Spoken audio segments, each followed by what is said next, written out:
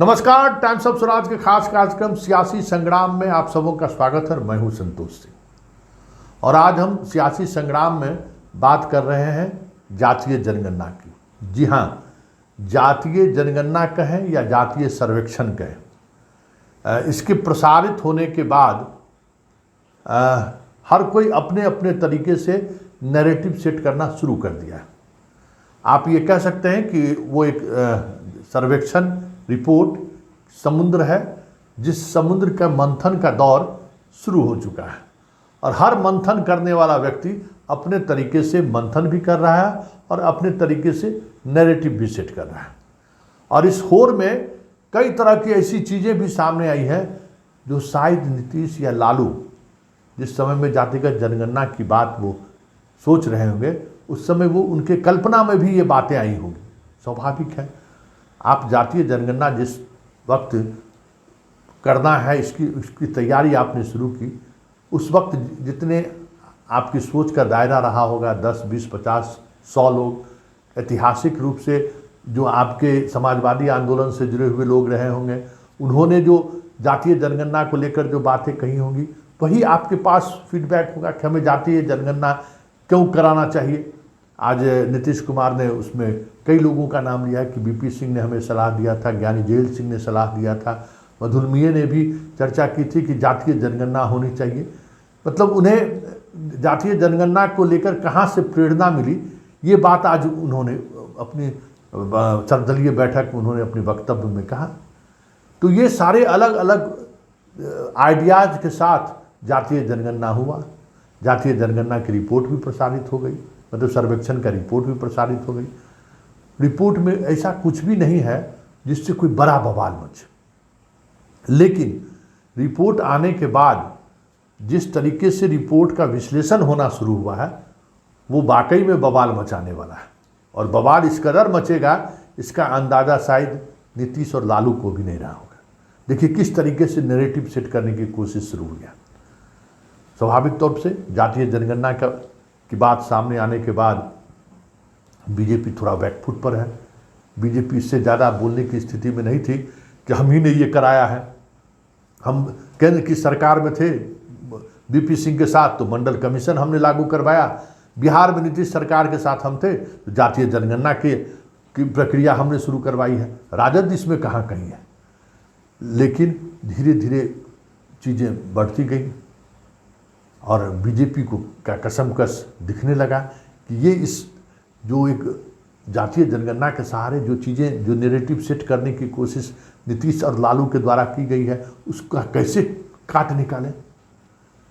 तो बस आधार मिल गया। और उसके बाद फिर क्या था, गोदी मीडिया से लेकर दास मीडिया तक लेकर वाह वाह शुरू करना शुरू हो गया। क्या मिल गया? मिल गया कि 2011 में मुसलमानों की जितनी आबादी थी, 2023 में उस आबादी में वृद्धि हो गई है। हिंदुओं की आबादी कम गई है, मुसलमानों की आबादी बढ़ गई है। फिर क्या था? Narrative set. देखिए देखिए देखिए देखिए देखिए, हम कह रहे थे ना कि ये लोग, एक समय आएगा जब ये मुसलमान लोग देश पर बहुसंख्यक हो जाएगा, हिंदू अल्पसंख्यक हो जाएगा। देखिए 10 साल में 12 साल में कितनी आबादी इसकी बढ़ गई है, कितना लाख मुसलमानों की आबादी बढ़ गई।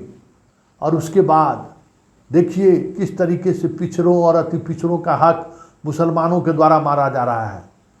ये कैसे जो मुसलमान कन्वर्ट हो गए, जो वो तो इस्लाम मुसलमान हैं, उनको रिजर्वेशन का लाभ क्यों मिलेगा। तो बीजेपी ने नैरेटिव सेट करना शुरू कर दिया है। और अब क्या, सर्वदलीय बैठक में वो सवाल खड़ा कर दिया कि भाई ये कैसे हो सकता है। सम्राट चौधरी ने सवाल कर दिया कि तेजस्वी यादव है, लेकिन तेजस्वी की बीबी यादव कैसे हो जाएगी। वो तो पूरी तौर पर गन्ना फर्जी हुआ है। ऐसे बहुत सारे लोग होंगे। तेजस्वी की बीबी कैसे यादव हो जाएगी। बस नैरेटिव सेट करना है। इससे भी एक कदम आगे बढ़ के बैठक में बोल दिए भाजपा कि भाई आर्थिक सर्वेक्षण जो रिपोर्ट है वो कहाँ है। आप तो बस जाति की संख्या बोल दिए। इस दौरान कौन सा जाति कितना समृद्धि आया, कितना गरीब बना, कितने लोग जमीन पर कितना क्या हुआ, उस रिपोर्ट को सार्वजनिक करने से क्यों आप हिचक रहे हैं? तो ये यहाँ तक सवाल आया। और भूमियार ब्राह्मण जो संगठन है उसका कहना है कि हमारे साथ ज्यादती हुई है, हमारे संख्या को कमतर आंका गया है। स्वाभाविक है, जितनी हिस्सेदारी प्रशासनिक महकमों में, जितनी हिस्सेदारी पॉलिटिकल महकमों में, जितनी हिस्सेदारी थर्ड ठेकेदारी में, मतलब आर्थिक गतिविधियों में इस प्रदेश में भूमियारों का है, उतनी हिस्सेदारी किसी दूसरे सवर्ण को नहीं है। मतलब पिछड़े जातियों में भी बहुत सारी जातियां हैं जो इनके आसपास कहीं टक्कर देने की स्थिति में नहीं है। तो स्वाभाविक तौर पर कसमकस वाली स्थिति तो उत्पन्न होगी ही कि संख्या बल कम है, आप कैसे आप दावेदारी पेश करिएगा। तो ये चीज़ें हो उनको असहज कर रहा है। वैसे 2023 और 1932 में जो जनगणना हुआ है उसमें जो भूमियार की आबादी बताई गई है वो लगभग समान आंकड़ा वही है। फिर भी हमें कम नापा गया है अपना, क्योंकि उनको नैरेटिव सेट करना है। तो समस्याएं हो रही है कि इतनी कम आबादी में कैसे हमें वो अधिकार मिलेगा जिस अधिकार को अभी तक वो प्राप्त करते रहे। तो भूमियार ब्राह्मण संगठन अपने इस तरीके से चीज़ों को डिफेंड कर रहे हैं। विश्लेषण ये भी हो रहा है कि इतने आज़ादी के बाद और अभी तक 37 वर्षों तक इस प्रदेश का मुख्यमंत्री सवर्ण रहा। 37 वर्ष तक सवर्ण रहा, 35 वर्ष से अधिक समय से आपको पिछड़ी जाति के मुख्यमंत्री हैं, बीच में 3 गो दलित भी मुख्यमंत्री हुए हैं। तो ये पिछड़ापन कैसे दूर होगा?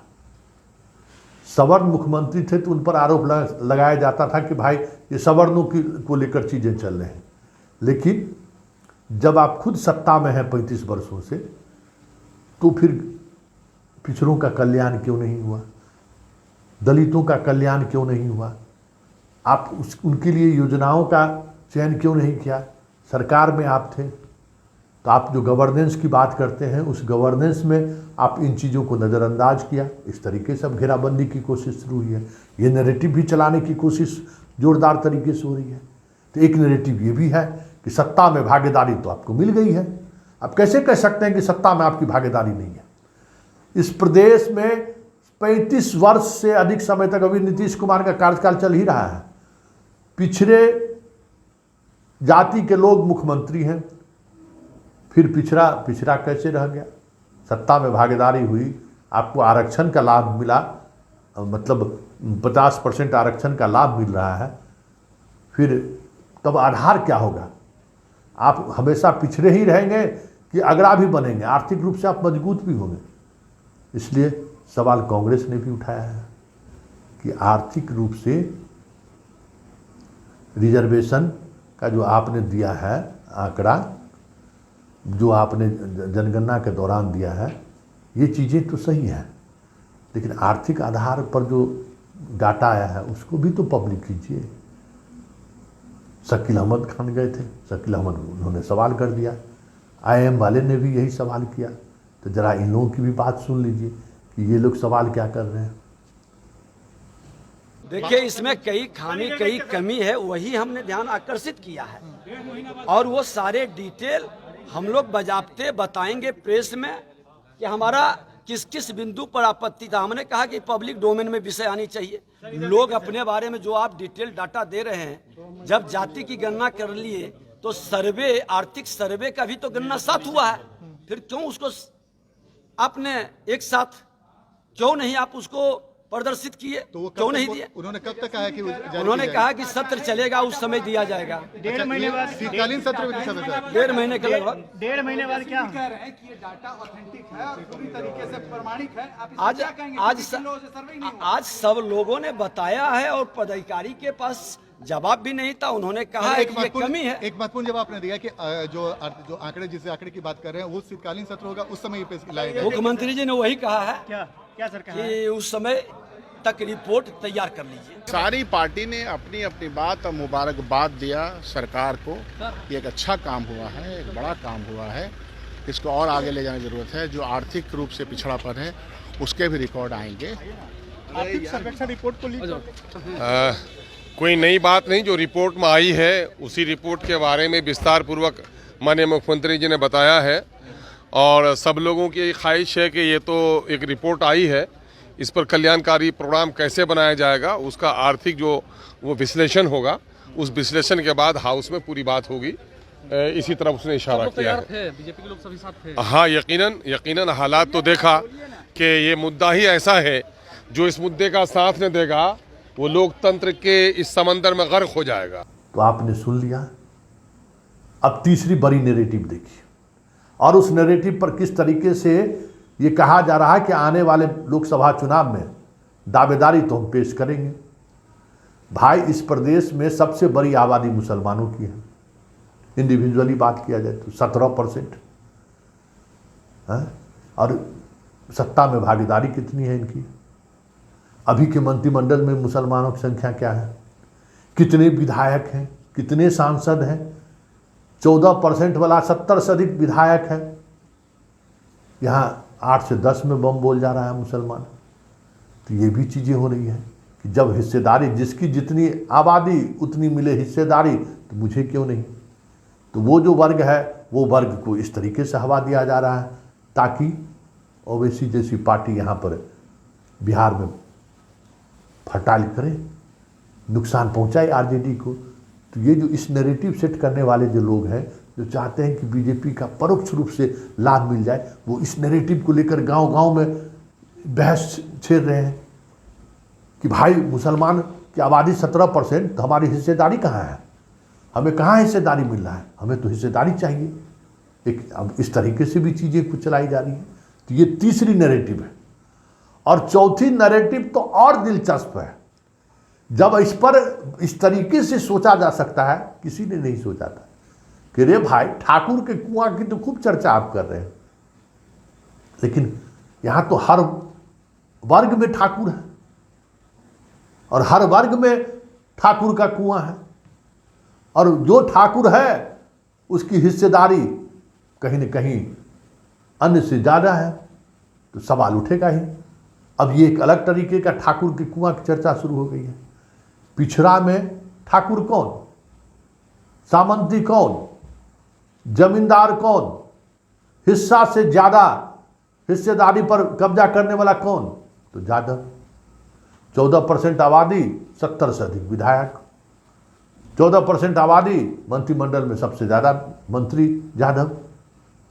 क्यों भाई? 14% ही ना, जितनी आबादी पिछड़ों का है उसमें 14% ही वो है। बाकी जो 60% पिछड़ी जातियाँ हैं उनको आप क्या दे रहे हैं? वहाँ आपका दरी जाति उठाने वाला पिछड़ी जाति में कौन है? आप देख लीजिए। सवाल वहाँ खड़ा हो रहा है। और सवाल हो रहा है कि जो 2.5% कुर्मी है, सत्ता में हिस्सेदारी किस हिसाब? अधिकारी का देख लीजिए, जहाँ देख लीजिए कुर्मी मिलेगा आपको। अन्य पिछड़ी जाति के कहाँ लोग हैं? तो यहाँ जो ठाकुर का कुआं है उसको अब इस तरीके से घेराबंदी करने जा रहे हैं। चले थे मनोज झा के सहारे सवर्ण के ठाकुर को टारगेट लेने, खुद अपने पिछड़ों के बीच टारगेट होना शुरू हो गया है। बात यही नहीं है। जब उससे पीछे, उससे और आगे बात बढ़ रही तो बात हुआ मल्लाह का, सन ऑफ मल्लाह, जो कुछ चाहिए मल्लाह का ही। भाई 63 पर जो 37% 38% में 2% ना है, बाकी 34% 35% जो लोग हैं उसको क्या हिस्सेदारी मिला है भाई? बिहार विधान परिषद में नेता, सांसद सहनी, नेता सहनी, दरभंगा जिला मतलब अधिकांश जहाँ जहाँ आबादी है वहाँ का जिला अध्यक्ष, विधायक, विधान पार्षद, मनोनीत से लेके चुनाव लड़ने तक। भाई अति पिछड़ा में सिर्फ सहनीय है, तो वहाँ सहनी ठाकुर का कुआं हो गया। स्वाभाविक तौर पर दबंग सहनी है, वहाँ किसकी मजाल है? अन्य पिछड़ी तेली तमार उमार जो है उसके दरवाजे पर पहुँच जाएगा, सहनी के दरवाजे पर। सहनी की अलग दबंगता है। तो उस ठाकुर पर भी चोट पहुँचनी शुरू हुई है कि अरे मात्र 2% और सत्ता में हिस्सेदारी 60%। ये देखो, मंत्री भी बनेगा यही, संतरी भी बनेगा यही। हम कहाँ गए भाई? बाकी 100 गो जाति हम झुंझुना बनावे हैं? मात्र 2% वाला इस तरीके की राजनीति करे, तो वहाँ सवाल खड़ा हो रहा है। अब नीचे आइए, दलित में हो रहा है। यहाँ ठाकुर का कुआं कौन, यहाँ कौन ठाकुर है? पासवान। राम का छुआ हुआ खाता है? राम मुसहर का छुआ हुआ खाता है? मुसहर डोम का छुआ हुआ खाता है? कोई नहीं खाता है। तो वहाँ ठाकुर पासवान है। तो पासवान अपने तरीके से नैरेटिव सेट किए हुए हैं। सत्ता में पासवान, आबादी राम और पासवान की बराबरी का है। मुसहर भी 3% है। देख लीजिए आबादी क्या है। जीतन राम मांझी है तो अपना बेटा समधन, इससे आगे नहीं बढ़ सके मुसहर वाले में। तो वहाँ ये भी सवाल हो रहा है कि देखिए, आप पासवान का भी देख लीजिए कि ठाकुर वहाँ है, राजनीति देख लीजिए। रामविलास, पारस, रामचंद्र, चिराग, प्रिंस, मतलब जिधर देखिए खानदान, मतलब परिवार से बाहर पासवान नहीं है। तब यहाँ वहाँ उस ठाकुर को इस तरीके से लोग निशाने पर ले रहे हैं।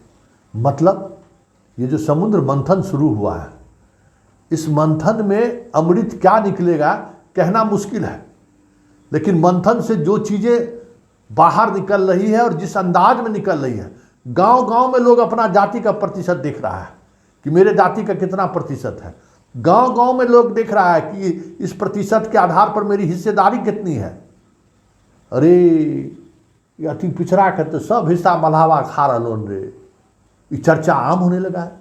अरे ये पिछड़ा के तो सब हिस्सा यादव खा रहा रे, अरे ठीक है, एक औकात बतेना एक जरूरी हो। वही हाल पासवान का है।